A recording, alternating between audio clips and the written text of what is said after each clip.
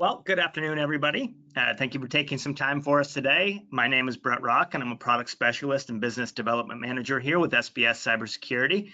Again, we know your time is valuable, so we appreciate you spending some of it here with us today to discuss whether or not your information security pieces, the parts, all the components that we come to consider part of our ISP, are they working together?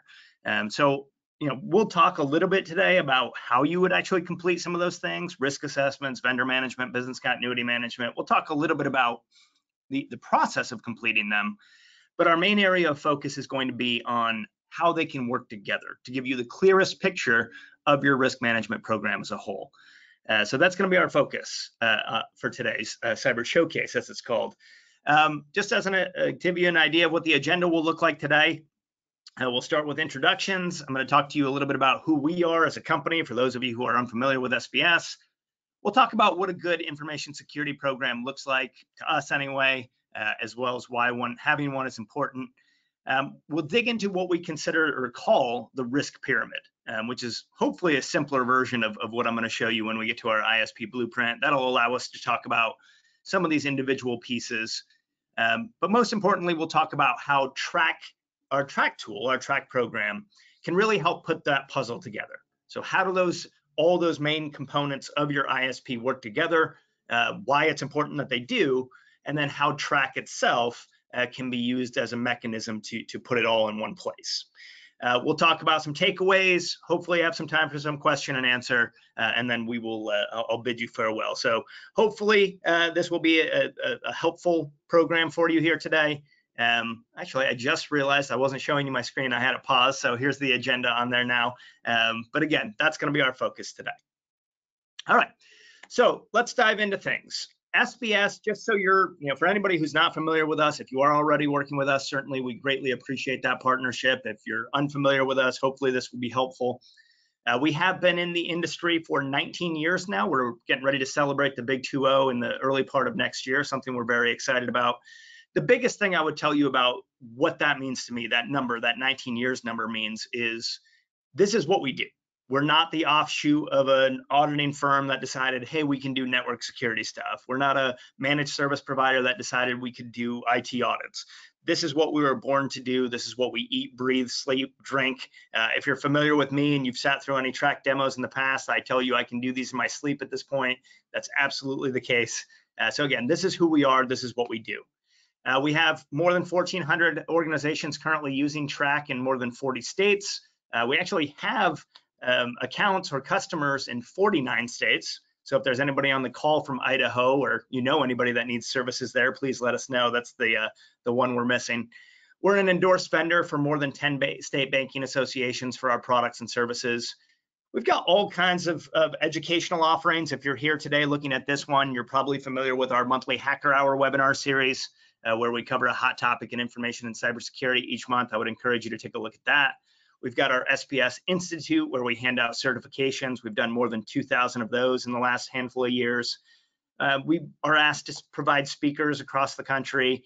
And then one of the things that's really going to be important for today's discussion, especially as we get into track itself, is we do have a very, very highly qualified team of industry experts. And it really doesn't matter the industry. We have military experts. We've got people that are in the healthcare industry and the information security there, and then obviously in the financial services side of things as well. We're going to talk a lot as we're going through track about predefined data. All of that information is created by our team of experts, and there's nobody in the country that I think can rival our team of experts when it comes to that. So again, just kind of some quick information about us as a company. If you're interested in more, please let us know. What we do as a company is kind of a wide variety of things. I mentioned earlier, we don't do managed service stuff. We don't do financial audits or anything like that. But what we do is a variety of offerings around consulting, education, products and services, network security, consulting, all kinds of stuff like that. We look at your people, your process, and your technology. We talk about assessing risk in those areas. Kind of what do the risks look like in each of them. We talk about implementing controls to mitigate risks that we find.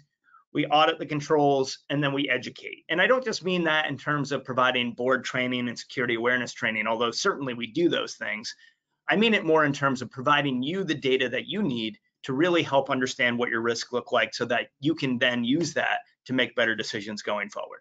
And then it's just kind of a cycle that we continue over and over again. So that's really what we're looking at. We talk a lot about, as a company, the idea of being a reactive organization or institution versus being a proactive one.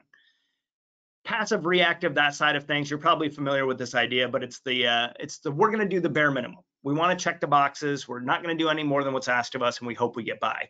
And for some period of time, that might actually work, right? It's not uncommon for an examiner or an auditor to come in and see that you're buttoned up, you've dotted your I's, you've crossed your T's, and you've said, and say, okay, you're good for some period of time.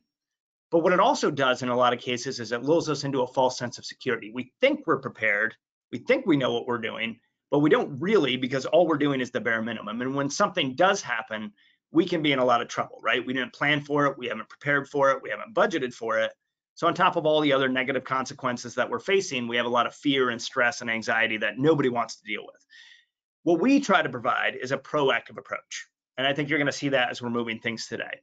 What we're basically saying is we're not doing this stuff just for the sake of doing it. We're not doing it because we're told we have to do it. We're doing it because we recognize that it helps us. We're doing IT risk assessments because it helps us understand where our strengths and weaknesses are and where we need to deploy resources. We're doing vendor management not just because an examiner told us we had to, but because we recognize that they have our data. And at the end of the day, we're responsible for it. We need to make sure that it's being protected right, the way it needs to be. So what we try to do as a company through all of the offerings that we provide is really move organizations and institutions from that passive, that reactive approach to more of a proactive mentality. And again, I think that fits in really nicely to the idea of how do we have a program that isn't just siloed and business continuity is over here and vendor management's over there and IT risk assessments are over here and it's all done differently and they don't really talk to one another. That's not a very proactive approach, and it's certainly not going to give you the information that you need to really drive better decision making. So I think this slide, as bare as it is, really does help out in terms of if you want to be proactive and you want to get value out of it and a return on your investment from this stuff, you have to have those things talking to one another. All right, so how can we help you? And you're going to, again, see this in action as we're moving along. We really try to do two things as a company. We absolutely want to make your lives easier. And particularly when we're talking about Track, that's something we want to do. We want to give you predefined data and predefined workflows and easy to create reports and a centralized location to do this work and modules that integrate with one another and a centralized location to do this work and all those different things that we're going to be talking about as we're going through here today. We absolutely want to make your lives easier.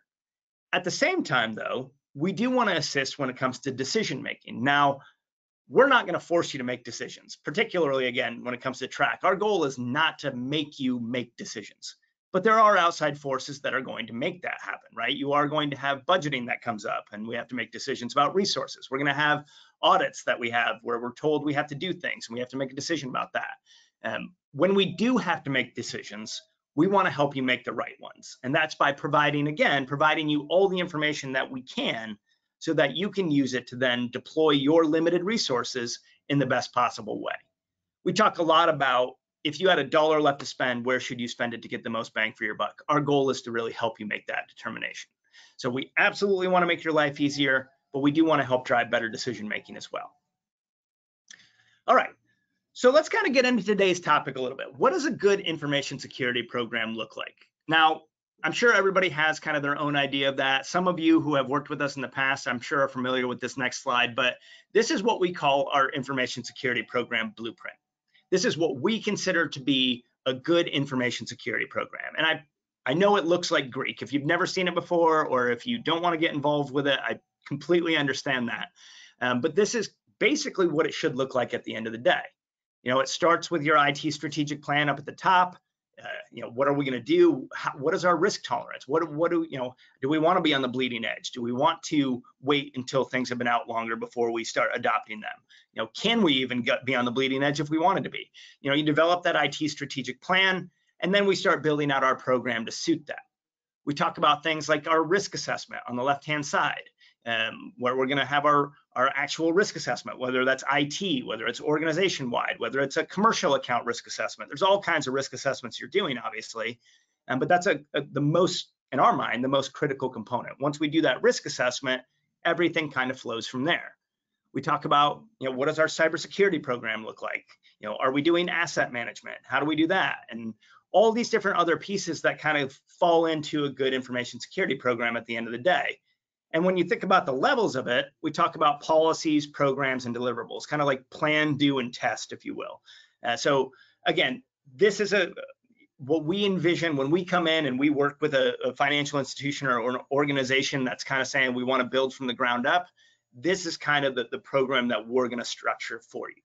Now, again, this looks chaotic. I get that. I understand that. So what if we could just make it a little bit simpler and kind of think about it a little bit on a more easy basis? That's where what I've come to call the risk pyramid comes into play. We consider your information security program, the way that it's going to work the best is exactly what we're here to talk about today, is where these pieces all work in harmony together. If you think of risk as a pyramid, to us, it starts with the risk assessment. In this case, our IT risk assessment. That's the foundation of the pyramid. If we don't get that right, it's almost impossible to get anything else right. The reason we start there is because that's going to flow upward into our pyramid.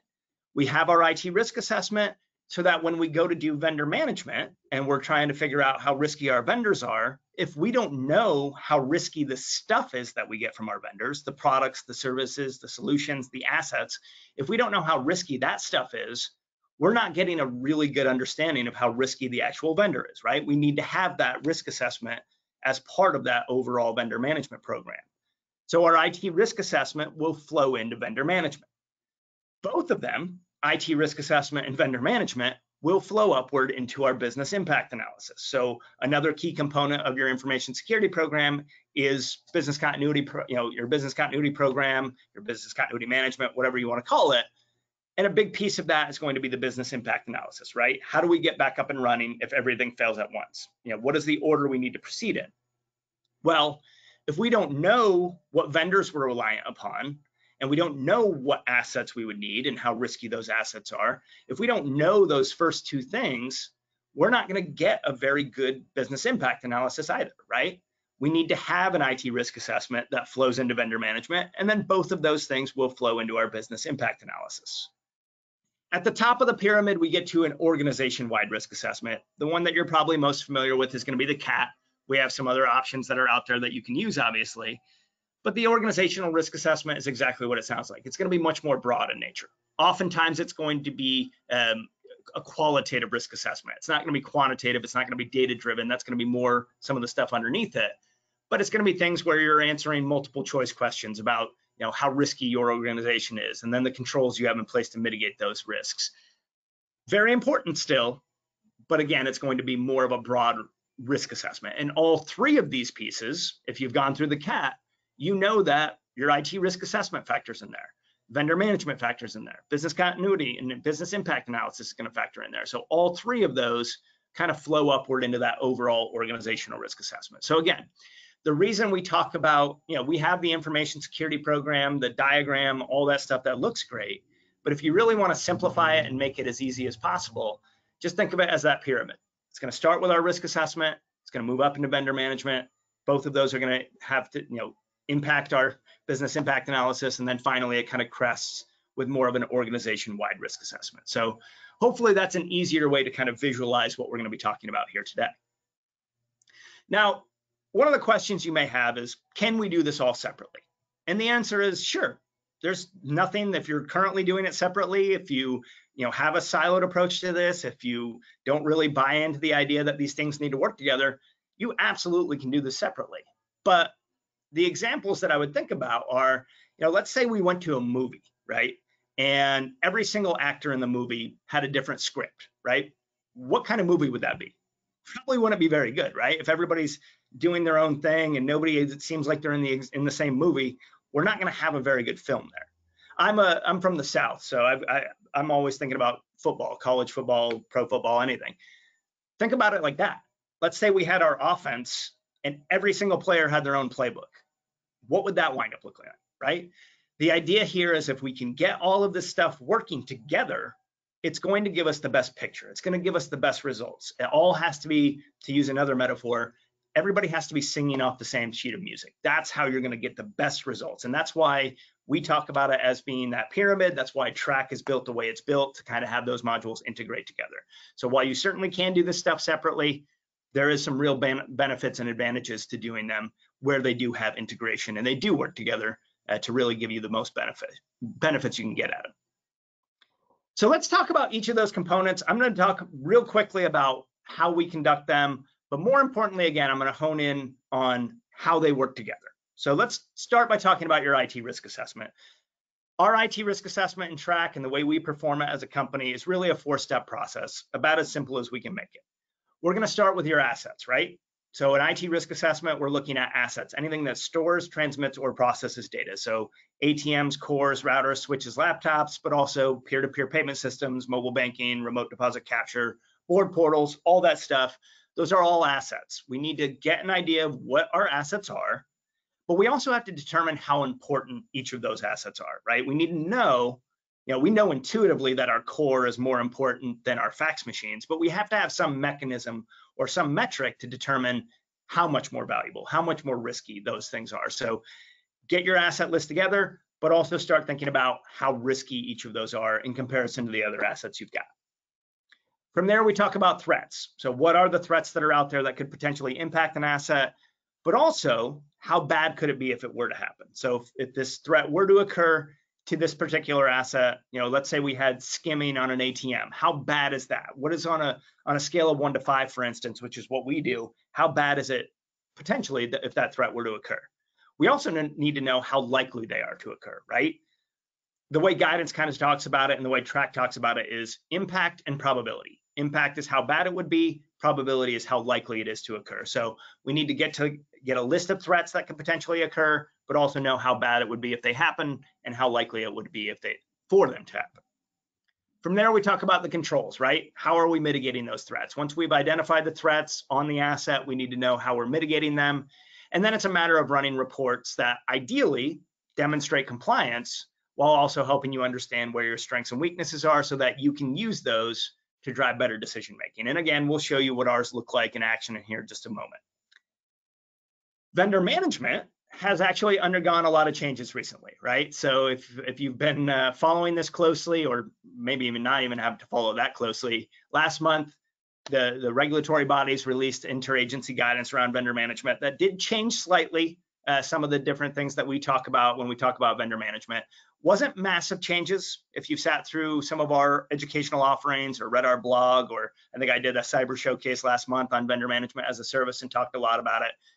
There were some subtle changes, but nothing really earth-shattering, right? But when we think about vendor management now, it starts with the planning phase up here at the top. So we start with that. That's where we're going to think about, do we need to offer this product or service or solution? How are we going to do it? What are the benefits? What are the threats? We need to think about that. When it comes to due diligence and selection, and by the way, selection was probably one of those areas that got beefed up the most, we have to think about how we pick vendors and the considerations that go into that process. Contract negotiation was another big thing that got beefed up. Thinking about contracts as a control as opposed to just something that we're signing, right? We want to make sure that our contract meets the business needs and that we're meeting our risk mitigation goals.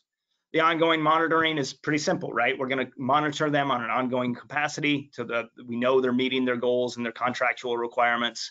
And then finally, termination, right? So if a relationship does have to be terminated, are we doing it in an efficient manner? And if we need to have a continuity plan in place to offer whatever it is that we were getting from that vendor, do we have that in place as well? So this is kind of the life cycle of vendor management at this point. And if we talk about it, how does IT risk assessment impact vendor management? So if we go back to this life cycle and we start thinking about when we're doing an IT risk assessment, where does that impact? Where does that integrate with our vendor management program? It's actually in a variety of places here, right? It starts in the planning phase. As we're planning to offer a service, we shouldn't be doing an IT risk assessment. We hire a vendor to provide a service and then 6 months later we do an IT risk assessment, right? As we're doing the planning, part of that planning should be a risk assessment. We should be looking at the product or service. We should be looking at it and saying, okay, well, what are the threats that are out there that we need to be worried about? What are the controls we already have in place that we can use to mitigate risk if we implement this new service offering? What are the controls we would have to add to feel comfortable? to get to our risk mitigation goals. So in that planning phase, we need to be doing a risk assessment, or we need to have the risk assessment as a part of it. The second place it shows up is right there in the due diligence and selection process. So we may do a risk assessment of the overall product or service before we decide whether or not we want to offer it. But when we start thinking about who we're picking and which vendor we're going to go with, we may look at 3 or 4 companies, right? We need to be doing a risk assessment on each of them to know what they have in place, what controls they have in place to mitigate risk as well.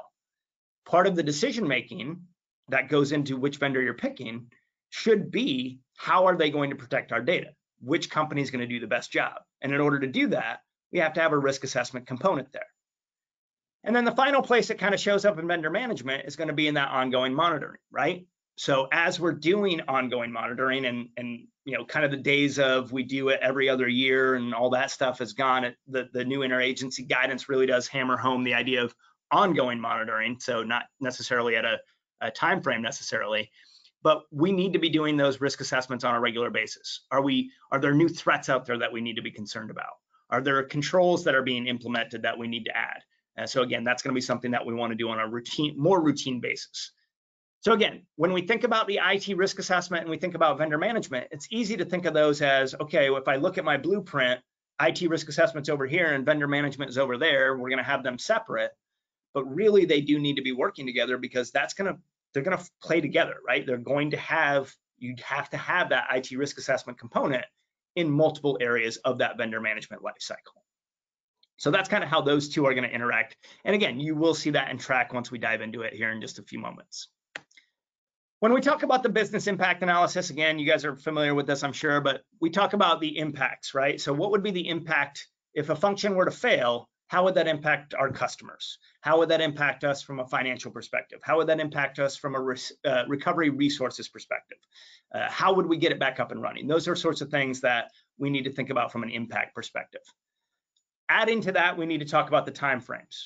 The 3 that are most common and the 3 that you'll see here in Track are going to be the RPO, the RTO, and the MAD. Again, you're probably familiar with these, but just running through them quickly. RPO is the recovery point objective. How far back are we backed up? If this failed tomorrow, where would we start from? How much data would we have lost? The RTO is going to be the recovery time objective. What's our goal? How quickly would we want to be back up and running? And then we finish it with the maximum allowable downtime, or as you may know it, the maximum tolerable downtime. How long could we allow this to be down before it absolutely had to be back up and running, or else it would cause significant damage to the institution? So all 3 of those are going to be something you'll want to consider. The last piece before we get to the actual BIA is going to be the dependencies. So how would this function failing impact other operations? Those 3 components, the impacts, the timeframes, and the dependencies, are what we're going to use. And Track, it's a more complex formula than this, obviously, but those are used to give us the BIA, which is the roadmap, right? If everything were to fail at once, I need to know how I'm going to get back up and running. What is the order I need to go in to make sure that I'm getting back up and running in the best possible way? So let's talk about now how IT risk assessment and vendor management, how does that impact BIA, right? So we talked about how IT risk assessment and vendor need to work together, but how do those 3 things need to work together? Well, in this case, it really falls under that dependencies, right? If we don't know what vendors we're reliant upon for a function to be up and running, or what vendors do we need to work with if this function were to fail, then we're not going to get a good BIA, right? Similarly, if we don't have an IT risk assessment and we don't know what assets we have and we don't know what assets we're reliant upon for a function to be operational or to get it back up and running, again, we're not getting the clearest understanding of what our BIA needs to be. We're not getting the full picture. So all 3 of those things are really meant to work together. If you want to get the best understanding of your program, again, those 3 things all need to work together. When we talk about the top of the pyramid, the organizational risk assessment, you guys have I'm assuming probably already filled out the CAT or something similar. Usually an organizational wide risk assessment is going to start with developing a risk profile, right? We're going to have typically it's multiple choice questions that will help us determine how risky our organization or institution actually is. From there, we talk about risk mitigation strategies. So we go through those domains, we talk about how we're mitigating the identified risks. And then we run reports that hopefully will tell us where the gaps are in our information security program, maybe even more broadly than that, and the steps we need to take to improve from a maturity perspective, or however you want to think about it. So again, pretty simple, doing an organizational risk assessment. How do all three of those things we talked about? So we talk about the pyramid, we talk about all three of those things eventually meeting up at the top. Well, if you look at the organizational risk assessment, it's going to show up in the risk profile. We have to talk about, business continuity planning in there. We have to talk about how we handle, do we outsource stuff, and do we use vendors, and how many vendors do we typically use, and those sorts of things. We have to talk about our risk assessment. Are we performing one?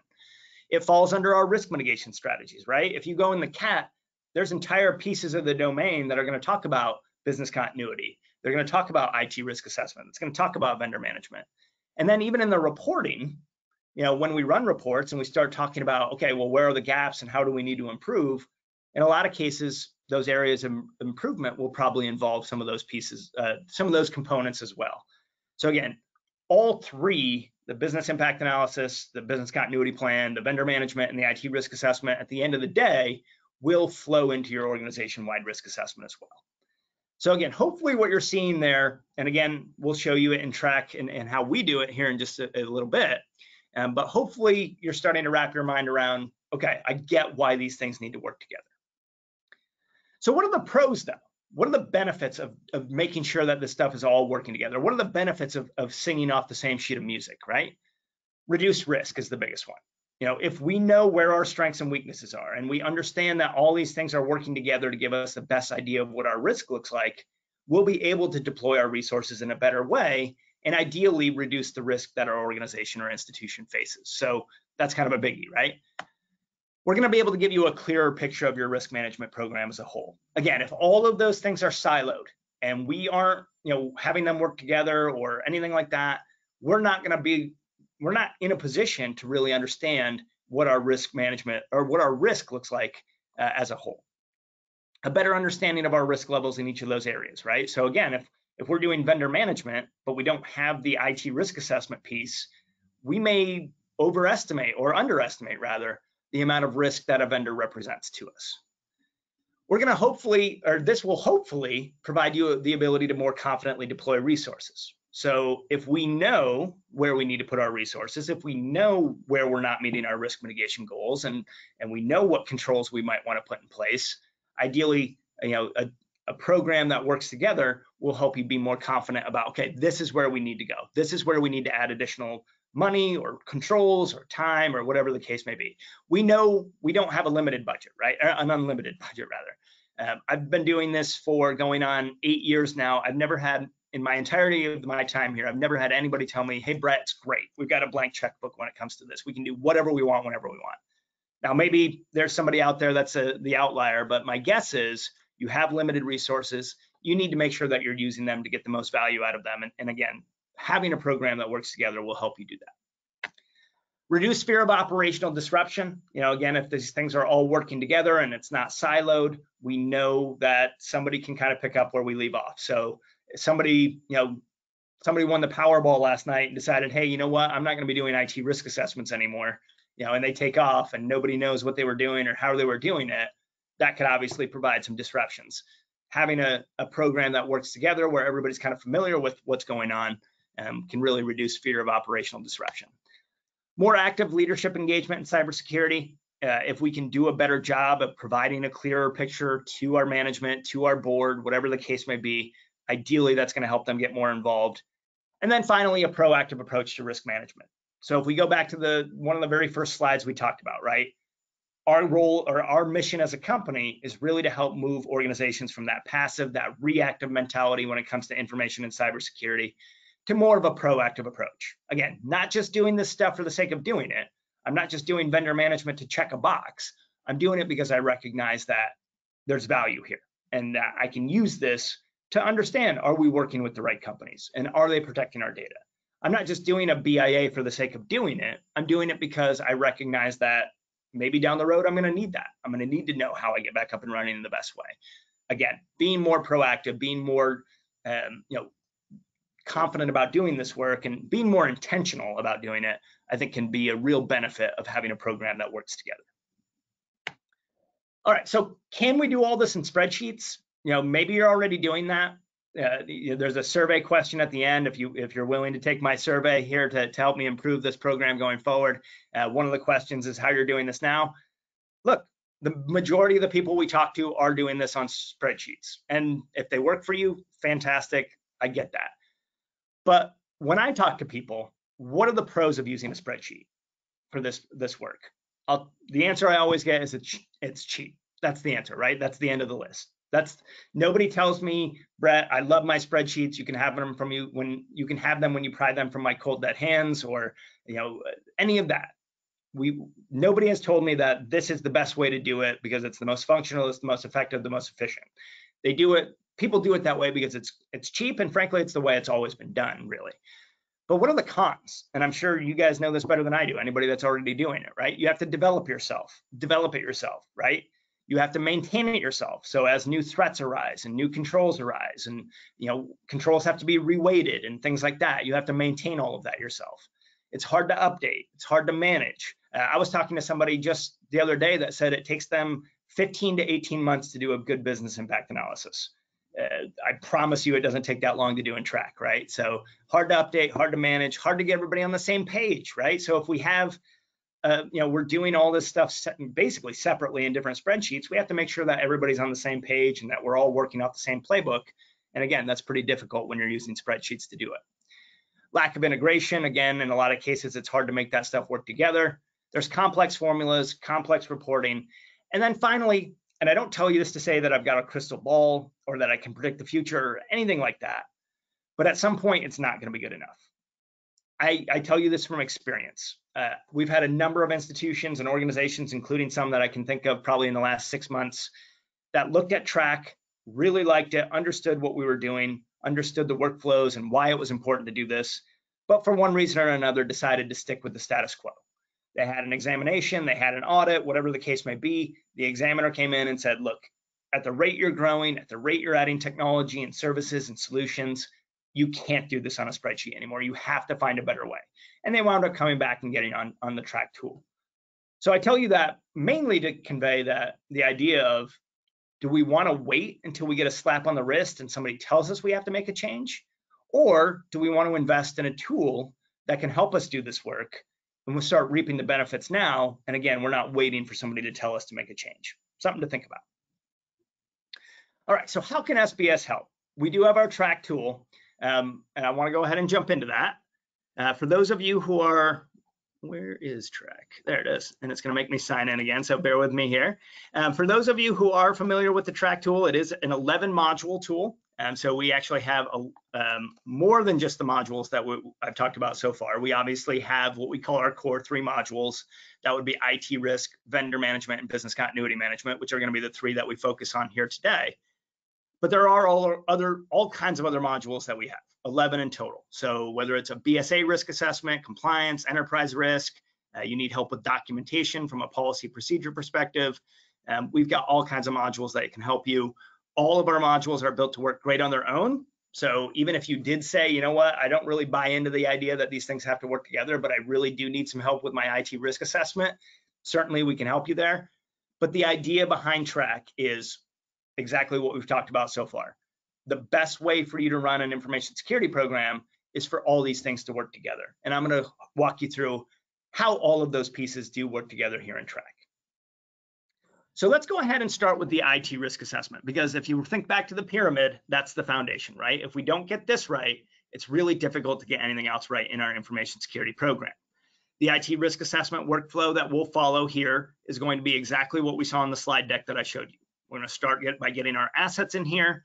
We're going to understand how critically important each individual asset is compared to the other ones. We're going to identify the threats that are out there, the impact and the probability of those threats occurring. We're going to talk about controls to mitigate threats and risks, and then we're going to run good reports. And we're going to run reports that eventually you'll see tie things together. So in our Track tool, when you first get in here, if you're not familiar with it, the screen would be blank. You do have to start by getting your information in here the first time, and we do have some implementation programs to help with that. We have a couple of ways of doing it. You can use our quick add, which is kind of a bulk add feature, but instead I'm going to come in and I'm going to click on the plus icon next to assets. So let's pretend we're talking about adding a new product or service, right? We're going to add remote deposit capture, just as an example.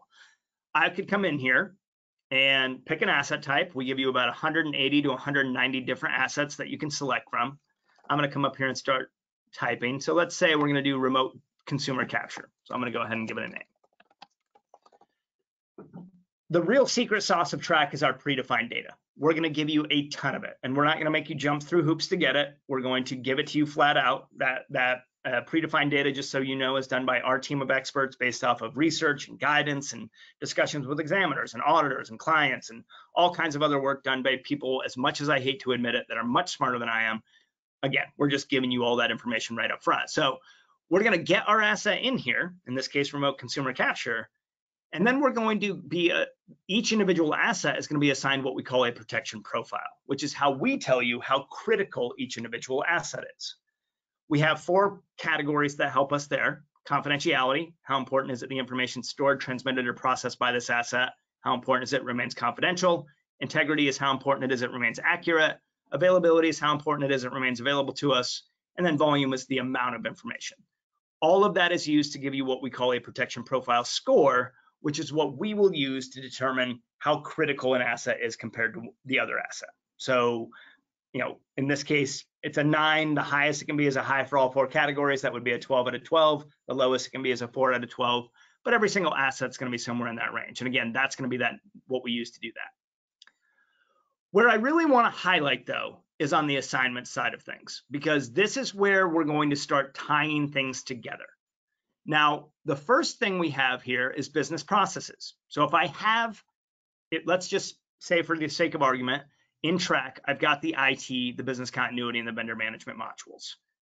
I can start here by telling Track, these are the business functions that are reliant upon this particular asset to be operational. So if I were to lose, you know, that's probably not the world's greatest example here, but if I were to lose my network, for instance, or whatever the case may be, what business functions can I not have up and running until that asset is available, basically? So again, we are able to tie, and you're going to see this more accurately once we get into business continuity. But again, even on this screen, I can start to tie those things together. I can start to make sure that my IT risk assessment is going to feed into my business continuity program. The one I really want to highlight here, though, is vendors, because as we talked about, your vendor management program is going to have that IT risk assessment. That's going to be a piece of multiple areas, right? When we're planning. So again, if we're saying we don't have remote consumer capture yet, but we want to decide whether or not we're going to do it, that's going to be a time where we want to start doing a risk assessment. When we're doing the due diligence or a selection process, we're going to want to do a risk assessment there, and we'll talk about that in greater detail in a minute. Then as we're doing ongoing ongoing monitoring of our vendors, we need to continuously update that risk assessment as well. So I, as a user of Track who has both the IT and the vendor modules, can come in here and actually tie the asset to the vendor from which I get that asset. So if I were to come in here and say, you know, let's say I get the remote consumer capture from MyCore. So I'm going to go ahead and say Fiserv. I can link those two things together. And then once we get into the profile in the vendor management module for Fiserv, you're going to see how Track links those two things together. So again, all of Track is built around the idea of, you know, certainly you could do this stuff on its own. You could just have the IT module and you wouldn't have to, you know, you could still do an IT risk assessment. But if you really want to get the most benefit out of it and you want to have that vendor component, we can link those things together for you. So I'll go ahead and save this and get it added to my inventory. I'm going to go ahead and pull that up. Let's say remote consumer capture. So now if we go back to the slide deck just quickly, when we do a risk assessment, we talk about getting our assets in here, understanding how risky they are. Then we look at the threats, the controls, and we run reports, right? So the next step would be looking at the threats. So what threats are out there that could cause damage or harm to our remote consumer capture, right? Well, Track is going to predefine a list that's specific to the asset. That's important. There are other tools out there that like to say they have predefined data, but what they really mean is here's a list of 1,000 threats. You guys figure out where they go. We've actually narrowed that down. We're going to give you a list of threats that could potentially occur, as well as an impact and a probability score for each of them. So Impact is on a scale of 1 to 5, with 5 being devastating. How bad would it be if it were to happen? Probability is on a scale of 1 to 5, with 5 being most likely to occur if no controls in place whatsoever. So we do give you the list of threats, and then we'll wrap things up here with the controls. So we're going to give you a customized list of controls that you could conceivably have in place to mitigate risk. We're going to give you definitions and mappings to tell you where those controls come from. We weight all of our controls by importance, or how helpful or how much risk would be mitigated if that control were to be implemented. And really the only place where you have to work and track is come in here, in this module anyway, is to come in here and tell us which controls are in place. So implemented is yes or no, are we doing it right now? Plan change is no, but we will do it down the road. So if I were to come in here and say, yep, we've got an incident response program and our remote consumer capture is a part of it. So we have that control, we have intrusion detection prevention, we've got a formal patching process, we have data loss prevention, and I would just come in here and check any of the controls that we have currently. From there, it's a matter of running reports, and I've already got a packet pulled, but just so you're aware, we can pull reports based off of individual assets, groups of them, all of them. We can do PDF and Excel, we've got packets, all kinds of good stuff. But just to show you what our reports look like for the IT risk assessment, we have a cover page that would populate with your institution's name, location, the date. We also can get your logo on here, so it's nice and pretty. But this is our version of a risk assessment. So we're going to give you the name of the asset. We're going to give you the owner that's been assigned to. So if you have somebody or a group of people at your institution, that'll show up there. But the important thing to know is that we're going to give every single asset numerical values for inherent risk score and residual risk score. So inherent risk score is no controls in place whatsoever. How risky is this asset? Residual is once we factor in the controls you currently have in place. This is an asset-based quantitative risk assessment, which is exactly what as far as we are aware, exactly what the examiners are asking for. It's a very quantitative approach, as opposed to the more qualitative approach that the organization-wide risk assessment that we'll talk about later on will give you. We'll also tell you how much risk you're currently mitigating, and you can set goals in here as well. So from a risk assessment perspective, you can do all of that in Track. But how does that tie into vendor management, right? We already talked about how we can link the things together, but our vendor management module is actually going to help you with that basically with the entire life cycle we talked about, right? When it comes to vendor management, we're going to help with the building, the planning. So we can talk about doing the IT risk assessment to understand if this is something we want to do. We can talk about doing a selection. So we actually allow you to do vendor selection right here in Track, where you can come in and look at multiple companies. And if you go inside one of them, one of the big things that we're going to ask you to do is an IT risk assessment of that particular company. So if I came in here and I said, they're going to provide, well, let me go back here. I apologize. Managed service provider. So let's go to this first one here. When we go to do an IT risk assessment, you can see that we will link those two things together so that you can actually do a risk assessment, an IT risk assessment of every vendor that you're looking at. Because again, not all of them are going to have the same controls, and you want to make sure that you're picking the one that's going to do the best job protecting your data. So we talked about on that life cycle of the vendor management, part of the due diligence and selection process is going to be an IT risk assessment. And again, that's where that flows in here. But also, as we're doing ongoing vendor management, and I go inside of a vendor, let's pick Fiserv, right? Because I linked those two things together. We're going to have an area for IT risk assessment right there in the workflow. And if you click on that, you're going to see that we'll pull all of the assets that you've got linked to that particular vendor will get pulled directly here into the vendor profile in this module. So we are going to help you do pretty much start to finish vendor management here in Track. You can build the rules of your program in here. You can do vendor selection and onboarding in here. You can do ongoing risk assessments and due diligence and contract reviews, and it's a full contract management tool, so you can store all your contracts in here and make sure you're not getting auto-renewed and all that good stuff. You can store all your documentation in here. You can do all that great stuff. But in terms of actually what we're talking about today, our focus, where how do we link these things together, we really can't get a full understanding of how risky our vendors are without knowing what we get from them and how risky those pieces are as well. And again, that's going to pull in here directly. And if I were to come in and pull some documentation on a vendor, like if I were to come in and say, let's go back and take a look at our review of Fiserv from last year. One of the very first things we're going to show you, we'll talk about the details and the risk profile of the vendor and their assignments. You can add descriptions and notes. We'll add your contract details in here.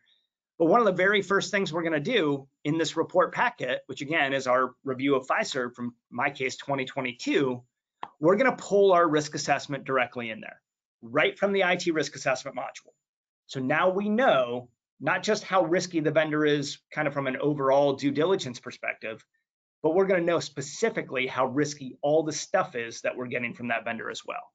So one of those really nice areas of integration and track is between the IT and the vendor modules, because we're going to link those two things together so that you can truly understand the full picture of risk that each individual vendor represents. From there, we would move to BCM. So we've talked about IT risk assessment and how it works with vendor management. Now let's talk about how business continuity works with those other two pieces. And again, if you go back to that slide that we talked about where we were talking about the business impact analysis, the dependencies piece is something that we really need to consider, or else we're not going to get the most accurate BIA. So we're going to talk about that more specifically here in a second. Our business continuity management module, though, just so you're aware, is actually broken into 4 different components. The first one is the one where we'll spend the most time here. It's going to be the risk assessment. That's where we'll be able to give you a business impact analysis, but also a risk assessment of all the functions and processes that make up your business continuity management program. It actually works identically to the IT risk module. It's just the content is different, right? We're going to look at, we may look at an ATM in the IT risk module as an asset. Here in the business process or in the business continuity module, we're going to risk assess it as a function or a process. So we need to look at different threats, different controls, things like that. The other parts of the module, though, just quickly, we do have an entire documentation section. So rather than have your business continuity program sitting in a 3-ring binder on a shelf somewhere collecting dust, it can be a living, breathing document here in Track. We allow you to upload your own documents under custom, but we do have an entire Track template library as well. So if you need to supplement what you're doing or replace documents or whatever the case may be, we have a variety of templates you can use. You can get those documents approved in a timely fashion, and then finally you can generate your program as often as needed. So all of that can be done here in the documentation section. We also have a planned testing section as part of this module. You're probably testing your program at least annually. That's generally what we see. This module can help with that. We allow you to build out your testing program, tell us what types of tests you run, how often you run them, who's involved in running them. You can build tests out here in Track. We have predefined scenarios, both man-made and natural disasters, that you're welcome to incorporate. We also have a user-defined section if you want to create your own scenarios. And then when you are finished, you can actually come back in here, add your findings and your recommendations, and we can use those to build you an action plan to get those things remediated going forward. So an entire section devoted to plan testing. And then finally, call trees, which is exactly what it sounds like. We allow you to build out call trees, management succession charts, org charts, all that stuff can be done in here as well. So lots of bells and whistles when it comes to business continuity. But again, if we really want to hone in on the part that's going to give us an idea of how these modules can work best together, it really comes in with our BIA. So if I come back in here and I go to add a business process or function, it's going to bring this screen up. Will look pretty similar to what you saw in the IT risk module. We've got our details, protection profile, and dependencies. If you remember, the business impact analysis is made up of 3 things: impacts, timeframes, and dependencies. We're going to handle all of that here. So if I come in and I say, we're going to add, let's just say network administration as an example. I'll go ahead and give it a name. Track is going to start predefining data again for you. We're going to predefine the impacts. So we look at what would the impact to the customer be if this function were to fail. What would be the impact from a financial perspective to the organization or institution if it were to fail? What would be the impact from a legal regulatory perspective? And then finally, what we call required recovery resources, or essentially, how many resources would we have to put in place to get this function back up and running again? All of that is predefined for you based off the process type you've selected. We're also going to give you, so we gave you the impacts, we're also going to give you the timeframes, right? So the 3 that we talked about were recovery point objective, how far back are we backed up? How much data would we have lost if this were to fail? Recovery time objective, what's our goal? How quickly do we want to get it back up and running? And then finally, maximum allowable downtime. How long can we allow this to be down before it absolutely has to be back up and running? Or it would cause significant damage. So we've got the impacts, we've got the timeframes. From there, we need to talk about the dependencies. And if we don't have those, we're not going to get the most accurate BIA that we can. The dependencies start right here with these three dropdowns. The first one is dependent processes. This box and track will populate as you're adding them in the BCM module. And what you would start with is saying, these are the business functions that I cannot have restored until this one is up and running again. So if I lose network administration, what else can I not have? So I'm just going to come in here and click some stuff. Don't worry about what I'm clicking. But I'm saying I can't have any of this until this is working again. Now, where the integration comes into play is going to be these next two pieces. The next one is IT assets. Now, if you have our IT risk assessment and our business continuity management modules, your IT assets will flow over here directly, and you're going to tell Track, these are the assets or systems we would need to have in place for this function to be operational, and or the ones we would use if we had to get it back up and running again. So that's where one level of integration comes into play. We're going to take your IT assets, we're going to move them into your business continuity program, your business impact analysis, so that then you can say, these are where the linkage comes into play. These are the systems or assets we would need to use to get this up and running, or the ones we would have to have in place for it to be running at all. The next dropdown works the exact same way, but it's for vendors. If you have our vendor module and the business continuity module, this list of vendors that you have in the vendor module will flow over here automatically. And you're going to be able to tell Track, these are the vendors we need to have in place for this function to be working, and or the vendors we would have to work with to get it back up and running again. So it works the exact same way as the IT risk module, or the IT asset dropdown, but it's specific to vendors. Now, again, by having both of those pieces, we're going to get a much more accurate understanding of what our business impact analysis should be. And I'll show you that in just a moment or two. So just as a quick recounting there, your dependent processes are the other functions or processes we cannot have up and running until this is working again. IT assets will flow from the IT risk module. You tell us what you would need to have in place for this to be working or to get it back up and running again. Excuse me, and then vendors works the same way. Flows from the vendor module. These are the vendors we would need to have in place for this to be working, or the ones we would need to work with to get it up and running again. Normally I would save it. I'm going to skip that step for now. Let's go inside of one of our business functions, because the other thing we're going to do here, which is a little bit of an aside, is give you a risk assessment as well. I talked about that earlier. It works the exact same way as the IT module. We're going to look at the threats that are out there that could potentially befall this particular function or process, the impact and the probability of them occurring. We look at the controls we have in place to mitigate those threats, and then we'll be able to give you a risk assessment as well. So not only can we do the IT risk assessment and Track, but we can do other risk assessments as well. And the beautiful part about it, and really so where some of that the integration again comes into play, is they're all built the same way. There's a consistency there. There's a consistency of methodology. There's a consistency of what the reports look like. That can be helpful when we're building out our information security program as well.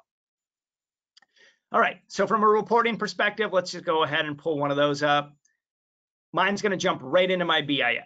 So our business impact analysis starts with the business function. We look at the number of dependencies, which will include our IT assets and our vendors. We look at the impacts, we look at the timeframes, and we use that in a complex formula that our team is always working on, but they don't even share with me, even though I've asked multiple times. I'm only remotely bitter about it. We're going to use it in a formula so that we can give you that overall priority ranking. So now I know if everything were to fail at once, this is where I need to start. This is the first thing, the second, the third. I can't jump down to number 17 and start working on that if none of this other stuff is working, or else I'm not getting back up and running in the best possible way. Now, ideally, what you're seeing here is we could get a business impact analysis if we don't have the IT assets in there and the vendors in there, if we leave those two pieces out.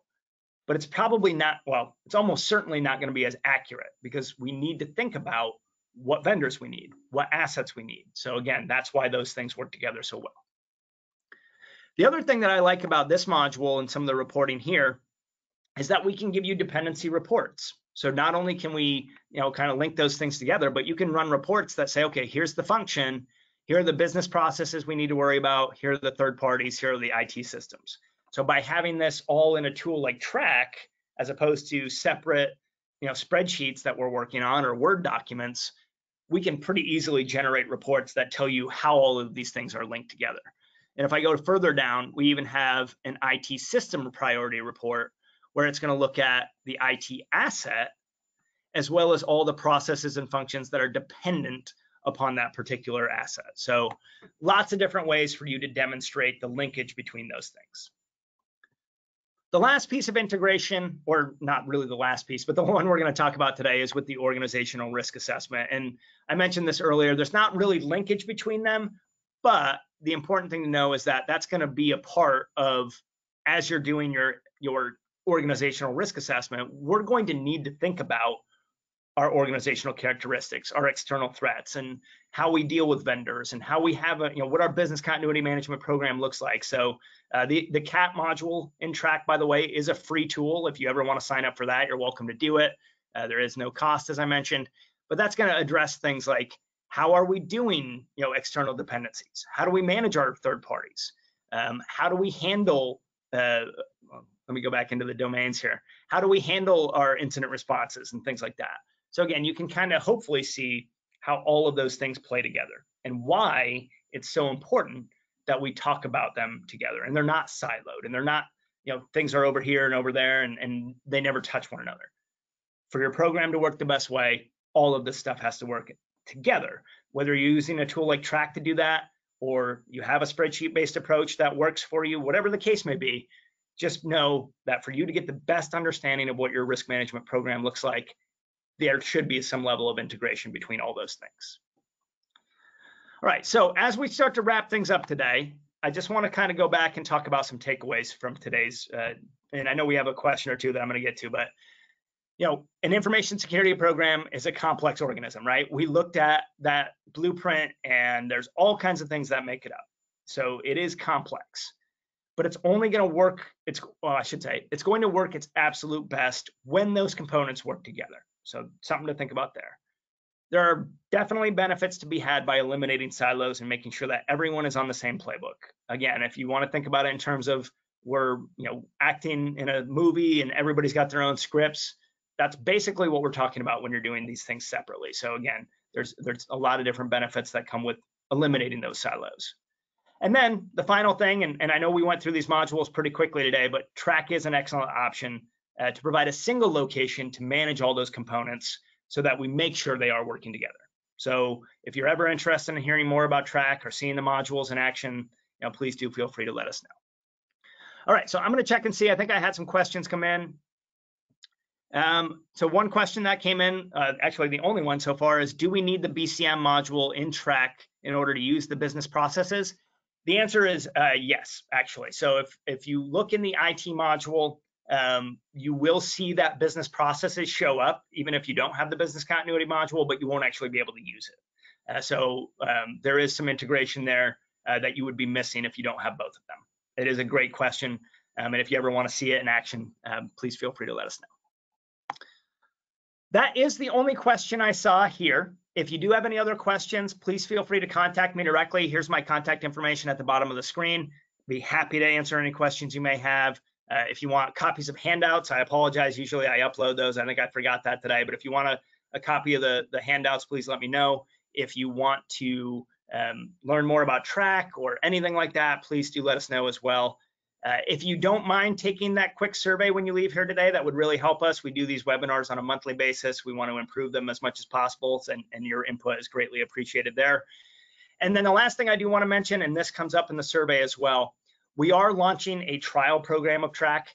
If you are interested in getting a free trial of any of the modules we talked about today, we are offering 30-day free trials. There is a question in the survey. If you want to take advantage of that offer, please do let us know. We'll be happy to follow up with you. Alternatively, you can shoot me an email or give me a call about that as well. But if you want to see what they look like in action and how they can work together, we are more than happy to provide some trial access for you to do that. So with that said, really appreciate your time here today again. Hopefully this was helpful and informative. We'd certainly love to see you on Track in the near future. And any way that we can help you, please don't hesitate to let us know. So with that said, thank you so much and have a great day.